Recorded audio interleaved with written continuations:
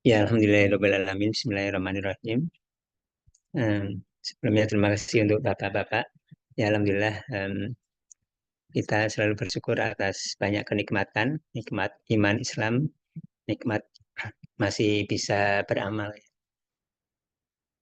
Yang em, beberapa hari ini mungkin ini apa? Kalau kita udah terbiasa ada eh, tetangga, saudara yang meninggal, kebetulan eh, 2-3 hari ini atau beberapa hari terakhir ini ada beberapa orang yang saya kenal baik itu meninggal.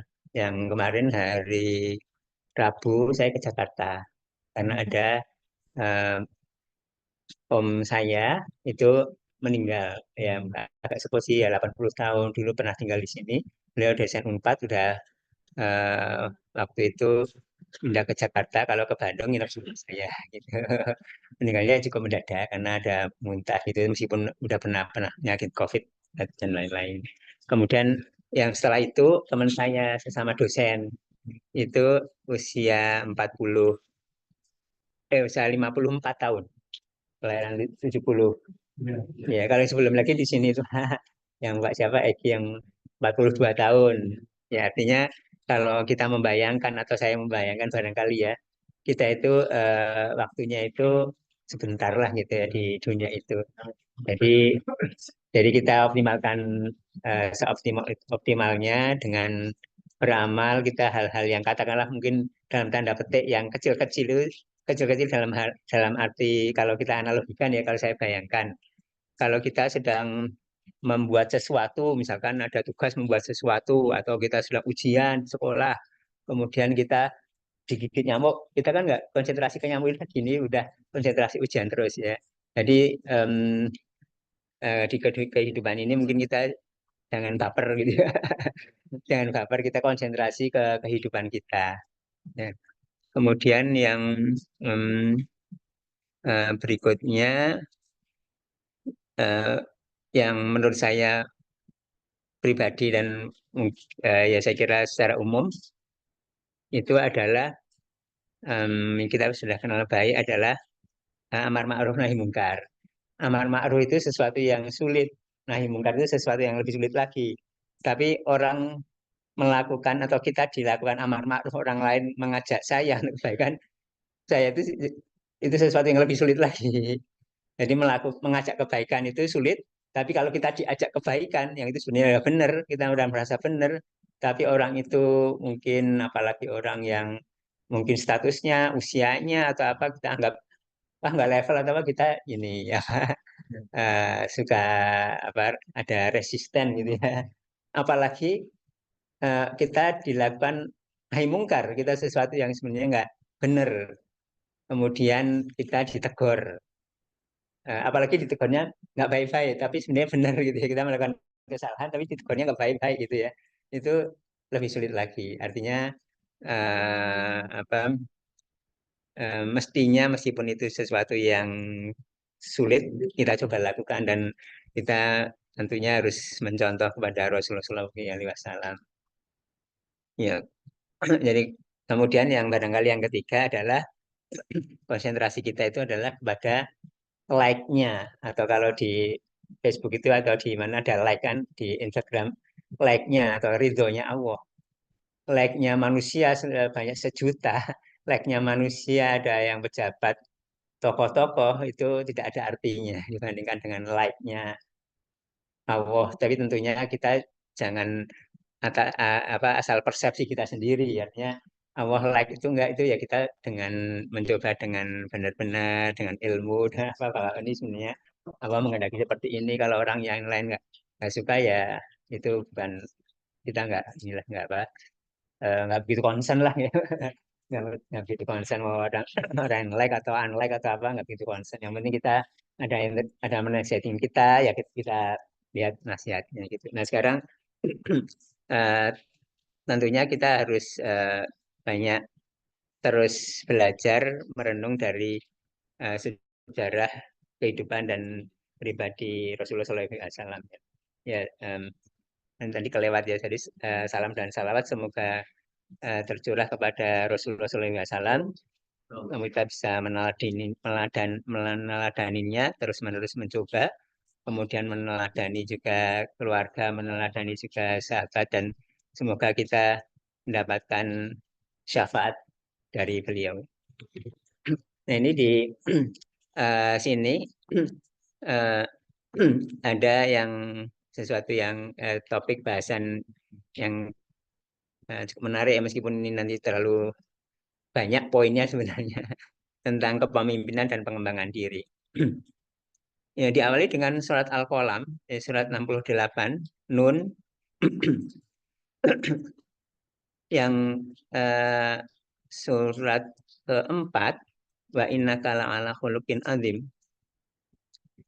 Ini em, apa bahwa ini adalah akhlak yang benar-benar atau budi pekerti yang benar-benar tinggi. Di sini kalau saya pernah baca dan dengar dari seorang ahli tafsir, ini tuh ada berulang-ulang ininya apa penegasannya. Jadi di sini wa innaka la'ala khuluqin azim. Jadi akhlak yang azim, yang luhur. Di sini ada innaka sesungguhnya. Jadi adalah kata penegasan atau istilahnya kalau kita belajar bahasa Arab huruf taukid untuk penegasan. Ini penegasan lagi. Udah inaka, udah la lagi. La itu adalah penegasan bukan la tidak ya, tapi la itu adalah penegasan. Sesungguhnya engkau sungguh-sungguh. Jadi sesungguhnya sungguh-sungguh atau pokoknya sungguhnya udah sungguh gitu. Inaka la ala itu di atas ya. Udah inaka, udah la, udah ala. Jadi udah jadi apa artinya penegasan yang benar-benar dan yang menegaskan di sini adalah Sang Pencipta bahwa seorang makhluknya yang bernama Muhammad Shallallahu Alaihi Wasallam itu ditegaskan bahwa khuluqin azim artinya eh, mempunyai akhlak yang mulia dan sangat ditegaskan. Oleh karena itu kita perlu mempelajari akhlak yang mulia itu seperti apa. Akhlaknya Rasulullah SAW itu akhlak Al-Quran, tapi juga di samping pelajari Al-Quran dan kita pelajari Sirah Nabawiyah saling melengkapi. Gitu. Nah kemudian ini penegasan tadi yang berulang ada inaka udah menegaskan, la penegasan lagi tambahan pakai Allah di atas seperti itu. Nah kemudian hadis tentang berkaitan dengan penyempurnaan akhlak yang em, terjemahnya adalah sesungguhnya aku diutus untuk menyempurnakan akhlak yang mulia. Ya, jadi saya kira artinya dalam waktu kita yang singkat ini, yang sebentar ini nggak tahu kita sampai di kuburnya kapan. Jadi kalau kita, saya kira apalagi bapak-bapak yang sudah biasa memandikan jenazah ya. Kalau saya kan belum pernah memandikan jenazah. Memandikan jenazah ini nanti aku seperti ini, jadi nggak bisa gerak. Ya, awalnya punya nama, kalau udah jadi jenazah, mungkin namanya sudah mulai hilang. Tolong dibawa jenazah itu ke depan, tidak. Tolong dibawa bapak ini ke depan. Jenazah namanya udah hilang. Iya, tidak. Tolong dibawa bapak ini ke depan untuk disolatkan. Tapi iya, udah. Tolong dibawa bapak ini ke depan. Udah namanya udah hilang. Ya nggak disebut lagi namanya udah hilang. Ya. Kemudian ya kan saya kira bapak-bapak udah pengalaman ya. Tapi kemarin saya waktu takziah ke Jakarta itu ke saudara saya juga melihat di situ. Udah pernah melihat lagi, tapi lihat lagi dimasukkan, dimiringkan, dibuka, ditutup. Itu malam pertamanya gimana? Malam keduanya gimana? Secinta-cintanya keluarga dalam waktu berapa menit sudah ditinggalkan. Kita meninggalkan kita jenazah kan kita di sesuatu yang goib, yang sesuatu yang benar-benar orang itu nggak bisa cerita, nggak bisa balik lagi cerita itu sesuatu yang pasti kita terjadi. Oleh karena itu, waktu yang singkat ini kita harus benar-benar mencoba meniru. Kita udah percaya bahwa Rasulullah SAW itu adalah teladan, tapi kita mencobanya benar-benar gitu. Waktunya yang sangat singkat nggak ada. Kita harus move on terus, kita nggak ada waktu untuk sesuatu yang remeh-temeh, lah, katakanlah seperti itu. Nah juga ada yang pernah waktu itu dibacakan beberapa kali ya sama terutama oleh Pak Afan ya, itu Syama'il Muhammadiyah itu yang berkaitan dengan karakteristik visi dan akhlak di situ. Ada yang sangat terkenal ini karena klasik ya, Imam At-Tirmizi tentang hal itu ya. Kemudian ada buku ini, ada eh, beberapa buku, 1, 2, 3, 4, 5, 6, 1, 2, 3, 4, 5, 6, 8. Ini kalau yang pribadi itu yang buku satu, tapi saya ini apa tadi, ada buku 1 dan 4, yang saya terbawa yang 4. Ya, ya, ya, banyak diambil dari referensi-referensi, termasuk sangat dimudahkan dengan alat bantu internetnya. Nah, ini berkaitan dengan kepemimpinan. Salah satu aspek yang sangat penting dari Rasulullah SAW adalah jiwa kepemimpinannya, ya, yang paling dihormati dan dipelajari dalam sejarah Islam. Tidak ada orang siapapun dari sejak dulu sampai akhir-akhir ini, penelitian tentang kehidupannya itu banyak. Apalagi ini udah berapa tahun yang lalu. Iya, zaman Majapahit aja, eh, Gajah Mada aja, paling dari mulut ke mulut, paling 2, 3 lembar. Ya, yang Gajah Mada yang paling yang katanya ngetop gitu. Ya, apalagi George Washington itu yang belum lama, itu nggak sampai berjilid-jilid, kemudian kemudian kita ingin mencontoh gitu. Nah, ini salah satunya adalah di kepemimpinan. Kemudian kita topik bahasanya, judulnya adalah salah satunya kepemimpinan.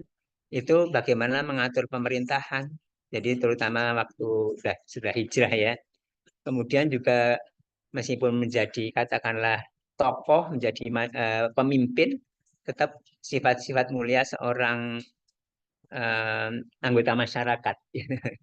Ya, ini kepemimpinan itu ada beberapa di antaranya ya. Ini saya ambil dari apa, sumber, dan saya coba ini ulang ya, apa eh, eh, dilihat ulang.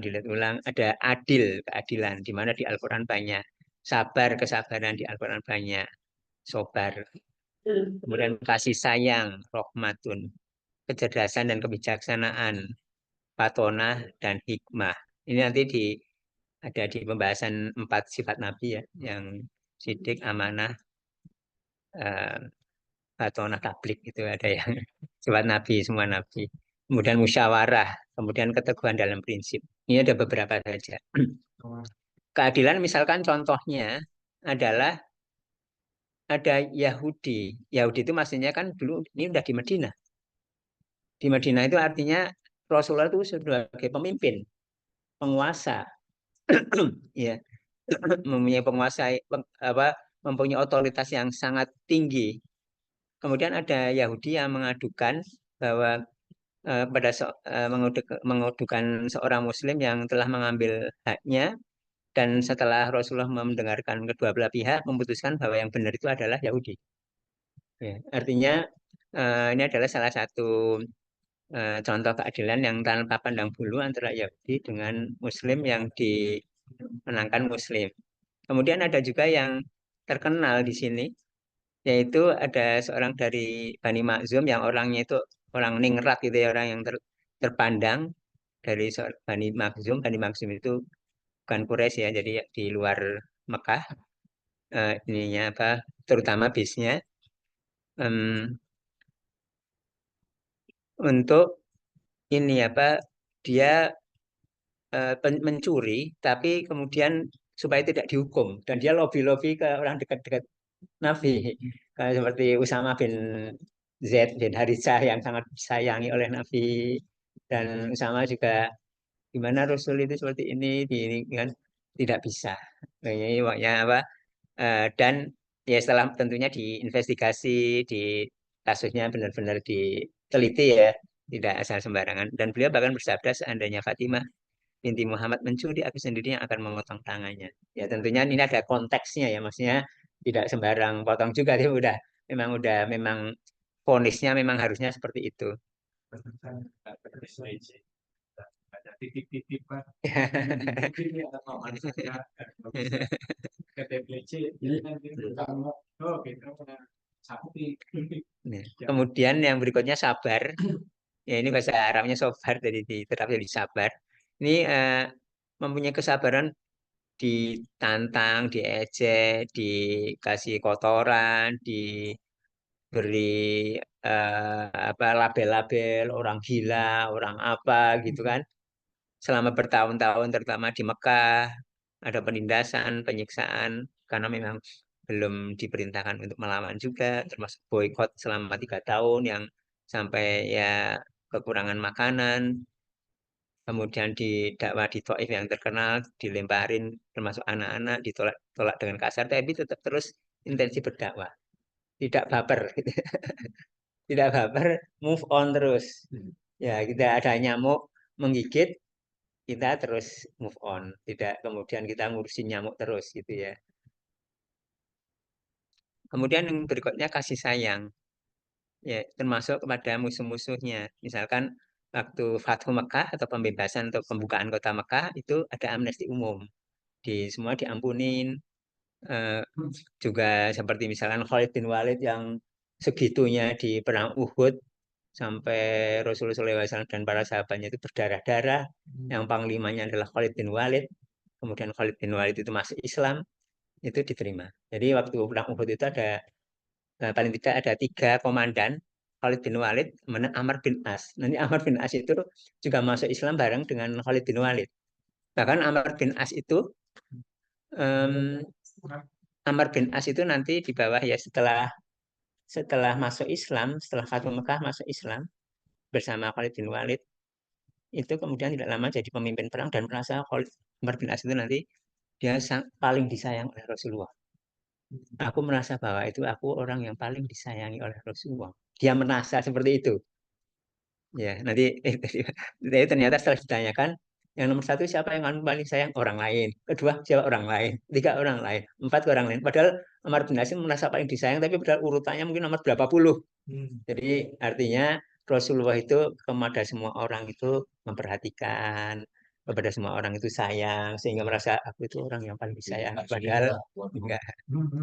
Dikasih si asal Cilani bahwa bukan anak raja gitu. Kemudian berikutnya musyawarah atau suro, ya sering bermusyawarah dalam mengambil keputusan. Ya, jadi menghargai pendapat orang lain, termasuk kepada anak-anak muda. Seperti misalkan di Perang Badar, meskipun ini doif ya ininya. Kisahnya, hadisnya doif bahwa waktu mau perang, kemudian, oh ini jangan di sini lokasinya, tapi di sini Rasul. Terus, tapi sahabatnya bilang, ditanya dulu. Padahal sahabat yang tidak terkenal itu. Ini wahyu atau pendapatmu sendiri? Ini pendapatku sendiri. Oh, kalau gitu di sini aja yang lebih strategis karena apa menutupin sumber atau semacam gitu ya meskipun ini dhaif tapi yang ini yang setahu saya ini kuat yaitu tawanan perang Badar, yaitu tawanan perang Badar itu adalah setelah perang mau ditawan atau dibunuh gitu ya. Nah, pendapat dari Abu Bakar ditawan, pendapat dari Umar dibunuh, dan mengikuti Abu Bakar yang lebih lemah lembut gitu ya, tapi ternyata disalahkan oleh Rasulullah SAW. Dijelaskan oleh Allah ya di dalam Al-Quran. Kemudian sebelum dan saat perang Khandaq, ya sebelum perang Khandaq, ya minta pendapat orang asing. Orang asingnya Salman Al Farisi kan orang asing. Ya kalau orang asing kadang-kadang kan kalau di luar kelompok kita kan kadang jadi kelas nomor 2 ya. Ini siapa Salman Al Farisi pendapatnya diterima untuk membuat parit. Padahal saat yang genting bagaimana strategi perang. Seorang asing yang biasanya kalau di banyak komunitas jadi kelompok nomor 2 itu diterima. Kemudian saat perang Khandaq juga, waktu saat perang Khandaq itu gencar-gencarnya udah sampai di Al-Quran juga bahwa jantung kaum muslimin itu udah deg-degan banget gitu ya. Nah kemudian sebagai strategi itu ditawarkan ada semacam upeti ya semacam itulah kasarnya ya. Eh, Yaitu dari apa pohon kurma atau apa semacam itu ke para pasukan musuh supaya mereka itu sebagian kelompok itu pergi. Ya, tapi itu kan juga pohon-pohon itu kan punya orang Ansor. Ya, kemudian oleh karena itu didiskusikan dulu, dimusyawarahkan dulu dengan orang Ansor. Tapi orang Ansornya menolak. Kita jangan ngasih seperti itu, saya nggak mau gitu. Intinya gitulah intinya. Dan Rasulullah SAW menerima pendapat itu. Itu artinya dimusyawarahkan, tidak sebagai komandan perang diinstruksikan. Kemudian menjelang perang Uhud juga yang sangat terkenal bahwa mau perang ada musyawarah anak-anak muda terutama yang semangat-semangat, kita jemput mereka di luar kota Madinah. Rasulullah SAW, kita di dalam kota aja supaya kita lebih tahu kota kan. Nanti kalau mereka datang kita serbu, kita di dalam rumah kita serbu perang kota gitu. Tapi karena yang pingin keluar tuh banyak dan mendesak-desak, akhirnya jadilah keluar kota. Ya, ini menunjukkan musyawarah. Kemudian berikutnya keteguhan dalam prinsip. Prinsip-prinsip dasar itu yang kita hidup sebentar itu tidak dikorbankan untuk dakwah seperti yang sudah terkenal ya, dijanjikan ke harta, kekuasaan, wanita dan lain-lain. Ya, kemudian 4 sifat wajib Nabi, sidik, amanah, tablik, fatonah, jujur, dapat dipercaya, menyampaikan, cerdas, bijaksana. Ya, sidik, jujur itu dalam segala aspek kehidupan. Salah satu contoh yang terkenal juga adalah waktu dakwah pertama kali di Bukit Sofa kalau nggak salah ya, bahwa eh, wahai kaum Quraisy yang disebut satu-satu kelompoknya, berkumpullah ke sini. Kalau aku beritahu bahwa di belakang bukit ini ada pasukan, kamu percaya atau tidak? Mereka percaya gitu, meskipun sesuatu yang berinformasi yang dahsyat kan itu percaya. Jadi artinya selalu dipercaya. Kalau menyampaikan selalu dipercaya. Kemudian amanah.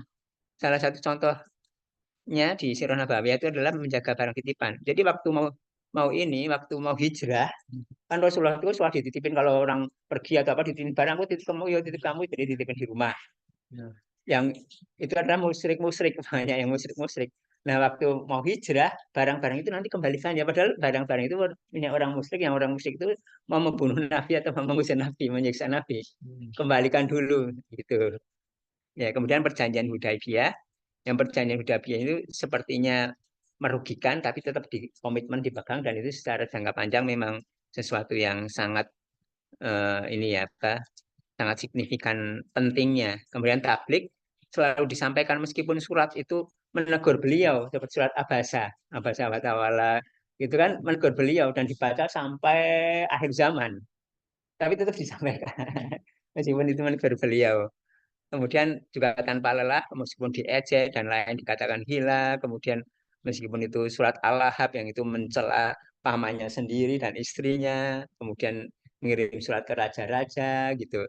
Itu tablik. Kemudian fatwa yang kasus Hajar Aswad yang sebelum menjadi Rasul dengan apa kain itu di eh, kemudian waktu pembebasan Mekah, Fatu Mekah itu ada strateginya bahwa misalkan pasukannya itu melipir dulu ke sana, jadi nggak diketahui tahu-tahu udah dekat. Padahal rombongan yang besar, orang Quraisy Mekah itu nggak tahu kalau ada pasukan mau nyerang, tahu-tahu udah dekat. Ini kok ada pasukan besar ini apa gitu. Nah itu strateginya, lah strateginya bagaimana. Em, kemudian, nah ini yang terakhir yang tadi ada seorang yang bernama Amr bin As. Amr bin As itu suatu yang seseorang yang hebat ya. Dia komandan perang, salah satu komandan perang bersama Khalid bin Walid waktu perang Uhud.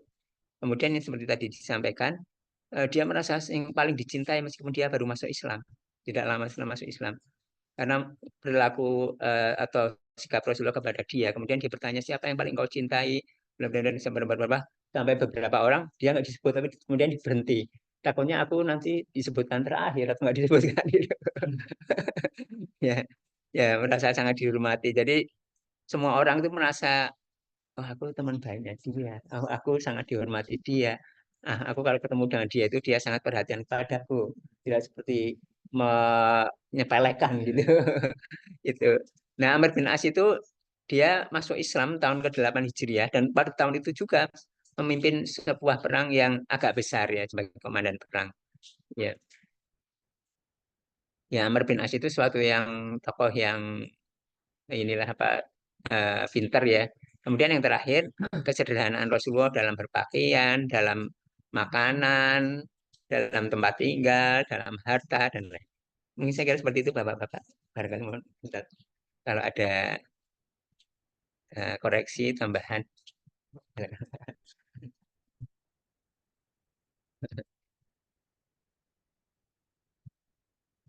Ya mudah-mudahan terus kita mencoba belajar dan menerapkan di kita gitu, bukan hanya sebagai informasi saja. Gimana Pak Iman? Pak Menang, gimana? Pak Haji mungkin ada masuk lagi ada tambahan.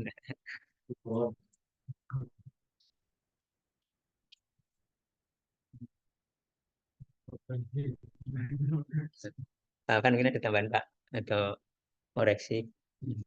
Ya Pak. Sederhanaan itu Pak ya. Iya. Sederhanaan kan Rasulnya sederhanaan. Kita harus nyentuh Rasul. Nah, ini dalam pelaksanaan kehidupan kita itu kalau mungkin relatif gitu ya. Iya betul Pak. Kalau menurut saya Pak, bayangan saya Pak ya, sesuatu itu ada unsur fungsionalnya. Kalau unsur fungsinya itu sudah tercapai, udah kenikmatannya itu tidak usah terlalu banyak Pak.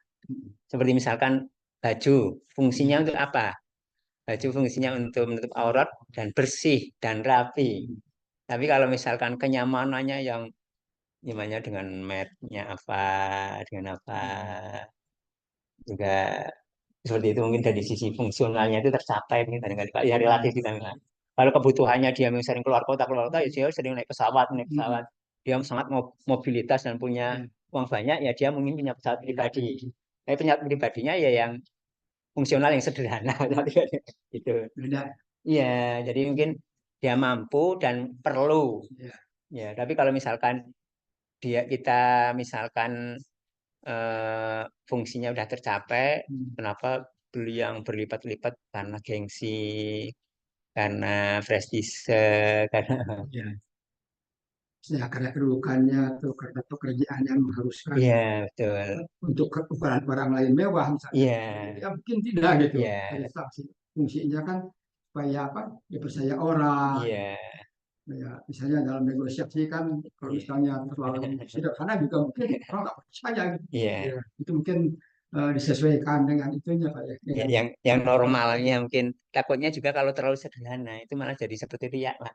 Riak dianggap orang yang yang itu gitu ya, yang sederhana. Riak dalam arti, oh ini orangnya seperti ini sederhana banget itu jadi takutnya jadi riak. Jadi mending yang ya biasa-biasa aja gitu. Yang normal kebanyakan orang ini gitu. Ya gitu kan. Takutnya ya jadi menurut saya fungsinya itu Pak, kalau fungsinya ada yang mengatakan Rasul itu tidurnya di atas kurma kelihatan. Ada yang mengatakan enggak, Rasul kaya gitu Pak. Oh ya benar, waktu itu ada yang bilang seperti itu Pak. Iya. Dan sumbernya lagi itu Pak. Iya. Enggak se apa ya sesederhana itu gitu. Tapi menurut saya memang kalau kita lihat rumahnya memang segitu, sepetak gini. Kalau zaman dulu, zaman waktu Rasul itu raja-raja kan istana Pak. Tapi Rasul ya kaya tapi sepetak. Ya maksudnya yang di ini apa yang dimanfaatkan itu sama ini juga ada sebenarnya Rasul itu ada sebenarnya tadi terlalu banyak ya. Tidak mau menunda-nunda kalau sebenarnya udah mau diinfakkan, kemudian belum jadi infakkan, langsung segera diinfakkan. Seperti contoh yang terkenal, waktu habis sholat, jamaah imam, tiba-tiba Rasul pergi aja. Terus ditanya kenapa Rasul kok dari imam ini terus pergi. Aduh aku lupa tadi itu belum, harusnya aku udah infakkan. Harus segera aku infakkan barang itu atau uang itu. Gitu. Kan harus bersegera gitu. Artinya untuk pribadi Rasulullah sendiri, kalau dikasih makanan enak juga dimakan, dikasih baju bagus ya dipakai gitu. Tapi tidak kemudian mencoba baju bagus yang banyak, misalnya mengkoleksi atau mencari makanan enak yang banyak gitu. Bahkan ada yang hadis tidak pernah Rasulullah makan kenyang 3 hari berturut-turut sampai wafat. Ada juga kaum muslimin secara umum itu kenyangnya itu setelah perang Khaybar. Artinya Khaybar itu kan ada kebun kurma. Gimana Pak? Seperti Siti Khadijah itu kan terkenal orang kaya. Sangat kaya raya. Pedagang sampai dieksportir kan. Iya betul. Ke Syria, ke Sam. Jadi kita bayangkan kalau seorang ekspor seperti itu, walaupun kapan ya, mungkin masa itu juga nggak apa semiskin itulah. Iya. Ya itu pasti punya rumah gede pasti gitu lah Iya. gambarannya gitu. Iya. Ya, hartanya habis. Ada sahabat yang apa yang Abdurrahman bin Auf. kurma itu kan Pak yang Iya. pada Iya. yang kaya-kaya gitu. Iya. Bisa Iya. habis. Bahkan datang lagi. Iya. Bin Auf itu kan Iya. ngasih 5 dinar datang 10 dinar. Iya riwayatnya jadi menginfakkan selama hidupnya menginfakkan hartanya tapi hartanya itu udah habis-habis datang lagi kayak tambah kaya. Mungkin istilahnya sederhana itu moderat itu Pak. Moderat. Artinya tidak kemudian menyiksa diri juga. Tapi udah terbiasa, Kak kenyang itu udah terbiasa misalkan. Kemudian pakai yang sesuatu yang biasa, yang standar. Orang kebanyakan udah. Mungkin seperti itu. Mohon maaf atas. Yang kayak supi kita. Iya. Kayak supi-supi kita itu kan sederhana apa adanya, kan cuma samping yang penting jiwanya. Iya. Nah kan seperti itu mungkin nggak juga. Para tokoh-tokoh pejuang itu banyak yang sufi Pak. Tapi sufi sekaligus berjuang tidak hanya menyendiri aja. Karena sufi-sufi itu juga waktu di beberapa saya baca itu mereka itu pejuang-pejuang itu sufi-sufi itu juga. Sufi dalam arti mereka ini Pak apa zuhud. Zuhud itu pengertiannya ada pengertian zuhud yang menarik menurut saya. Zuhud itu adalah kita berpikir adalah ada gunanya nggak kita untuk akhirat. Kalau kita melakukan sesuatu tidak ada gunanya untuk akhirat, nggak usah dikerjakan. Kita olahraga, ada gunanya untuk akhirat nggak? Ya, supaya kita sehat, kita bisa untuk berusaha, kita untuk ada gunanya kan? Tapi kalau kita ngobrol-ngobrol sampai ini ada gunanya nggak? Oh, mungkin untuk lebih bisa. Tapi ngobrol-ngobrol cuman sekedar ini jangan berlebihan lah gitu. Nggak ada gunanya untuk akhirat, ya udah. Jadi ada gunanya untuk akhirat nggak? Mau nonton Persib Ya, segala sesuatu yang berlebihan menurut saya itu tidak bagus, Pak. Kalau nonton Persib tengah malam, tapi kemudian tahajudnya lebih kencang, tapi nonton, ya kan, ya kan. Tapi kalau pas tahajud, kemudian nonton Persib sebentar, gitu kan, ya tahajud. Tapi kalau nonton Persibnya kencang, tahajudnya lembek, nah itu gimana? Kita begadang bersama kemarin waktu Euro Pak. Bukannya bukan tahajudnya atau sunatnya tapi Euronya. Kita begadang bersama. Iya, Pak. Ngantuk kan. Kita tutup ya Kak. Alhamdulillahirrahmanirrahim. Subhanakallahumma wa bihamdika asyhadu an la ilaha illa anta astaghfiruka wa atubu ilaik. Mohon maaf atas banyak kekurangan. Mudah-mudahan kita lanjutkan di pertemuan berikutnya.